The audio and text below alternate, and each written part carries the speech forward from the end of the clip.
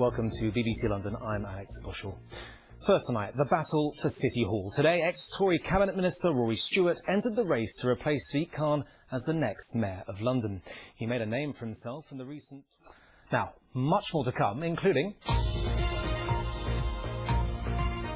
So what do the people of the Prime Minister's own constituency think? His own backyard? Well, there's helpfully a street name that makes the point. Well, this is a Leave constituency. 56.4% voted for Brexit, 43.6% voted to remain. And voters here recall the promises of their MP when he became PM. And we're going to fulfil the repeated promises of Parliament to the people and come out of the EU on October the 31st. No ifs or buts. Voters like Vikash, who is a Remainer and remains a bitter critic of Boris Johnson. Don't like him at all, honestly don't. He's full of rubbish. He just wants his way to be done. If it's democratic, lawful, unlawful, he doesn't care. He doesn't care about common people. They're all living in a different world rather than people like us. We're trying to make our ends meet and running a small business. Every single thing is so difficult at the moment. Others come to the PM's defence, and some are even Remainers, like Mohammed. I am a Remainer and I'd love to stay in Europe, but out of all the leaders, he's the only one with an idea to get us out of Europe, in the sense that people did vote for no deal, they did vote for Brexit, and he's someone that's authoritative and he wants to do it. He wants to get us out of Europe one way or another. The doubters, the doomsters, the gloomsters, they are going to get it wrong again. Debbie's a nurse and voted to leave. She is, though, beginning to doubt a doomster. I think it's just a mess. It's making us look silly in front of all the other countries, and none of our Prime Ministers seem to have any power or the wherewithal to stick by or get support for what they want to do. And it's a disaster. A disaster? Well, who knows? Just don't tell the wildlife. They at least are untroubled by events in Westminster. Well, it does raise questions, doesn't it? Let's get more on this from Alex Bushell, who's in central London for us tonight. Alex.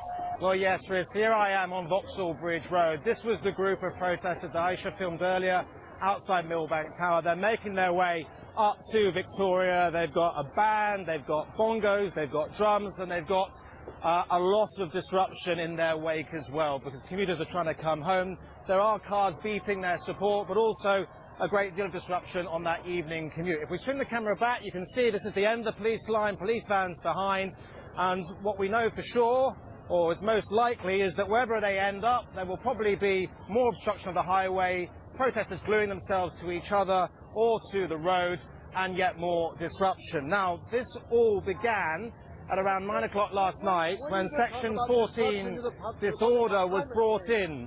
And as a result of that, the Trafalgar camp was moved on and arrests were made. And that's caused a great deal of upset by Extinction Rebellion protesters who say that that's heavy-handed and that it is illegal. The police officer who is in charge of this operation, the Deputy Commissioner, was challenged on that specific point today at City Hall. Our investigation starts here, Camden Market, one of the most famous markets in the world. Armed with a secret camera, we joined the crowds looking for a purchase, a coat with a fur trim. It's definitely fake fur, yeah? Yeah, fake one, yeah. According to the price, it's fake one, of course. Yeah, but I don't want to buy if it's real fur. No. Real is very expensive, sir. Real is very expensive. 100%, yeah? Yeah, 100%. 100% fake fur. 101%. This is the coat that we have just bought. It even has a label on it saying 100% polyester. So, no animal fur here then. Only one way to be sure. Dr. Phil Greaves is the country's leading microfiber expert, so we asked him to run all the tests needed to find out for sure if this was real fur or faux fur. What is it? It's animal fibre, because it's got the structural features that only animal fibres have. It's got a scale, an external margin of scales, internal medullary structure, pigment within the fibres. It's of two coats and the fibres taper towards their tips. So that's 100% certain? 100%. In all, we bought garments from 17 stalls and shops from across London, from Stratford to Shepherd's Bush Market, from bobble hats to keyrings and shoes with pom-poms. Again and again we were sold fake fur that turned out actually to be real fur. I don't think it's real, man. I don't think that. Nothing in this shop is made out of animals. They're like a fake fur. Okay. Yeah, so it looks real. Yeah, but they're not real. and again in Shepherd's Bush Market. It's not real. Take me to court. Take you to court, yeah? Take me to court, but it's not, 100%. And then in Stratford, again we were misled. This time the fur she sold us even had traces of cat.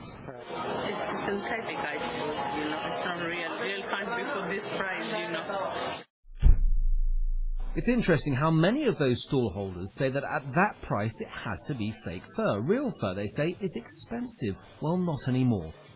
According to the Humane Society, an animal rights charity, that is a common misconception. They say, in fact, real fur can now be so much cheaper than synthetic fur. I think a lot of people think that fur is expensive and would look at a £10 bobble hat and not think for a second that it could be real fur. And we just encourage people to really be careful not to sleepwalk into buying real fur. Her charity has even gone undercover themselves, filming this footage of what they describe as battery fur farms in China. In the cages, row after row of raccoon dogs. The Humane Society has long campaigned to highlight the issue of cheap imported real fur, which they say is now produced to such an industrial scale at farms like this that the price has dropped to rock bottom. So, back in London, what of those who had missold to us? We asked everyone who sold us real fur as faux fur to explain themselves. Some simply didn't comment, like these two, so we don't know if they themselves were victims duped by their suppliers. Others, like this lady, said she was shocked and that she relied on the label and was assured by her supplier it wasn't real fur. She's now removed the items from sale. Others, like this stallholder, said they had wrongly assumed it was man-made and had never intended to mislead. Which all leads to one inescapable thought. If so many of the shops and stalls that sell fur don't really know what they're selling, how on earth are we, the consumer, to know what the fur trim on our coat or the bobble on our hat is really made of? So cheap can't possibly be real, and I think this is partly why it sort of slipped through the net, I think. You need to be able to make informed choices. Our piece never set out to examine the rights and wrongs of wearing fur. It's a consumer rights issue, this, for us. Well, that's about it from me. I'll be back, though, with our 10:30 programme. Remember, much more on all of our stories on our website at the usual address. But now, from all of us, have a good weekend and a great evening. Goodbye.